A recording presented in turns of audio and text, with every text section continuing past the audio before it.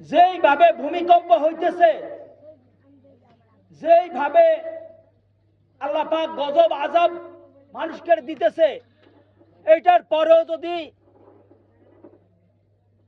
আমরা আল্লাহ পাককে না চিনি, তাহলে এমন পোড়া কপাইলা আর পৃথিবীতে দ্বিতীয় জন আসবে না। এই গজব আযাব থেকে বাঁচার জন্য একমাত্র পথ আল্লাহ পাকের জিকির। এই জিকির আপনাকে আমাকে আল্লাহ পাকের সাথে সম্পর্ক স্থাপন করে দিবে। এই জন্য আমরা সকাল সন্ধ্যা 2 বেলা আল্লাহ পাকের জিকির করার জন্য সকলেই চেষ্টা করব না?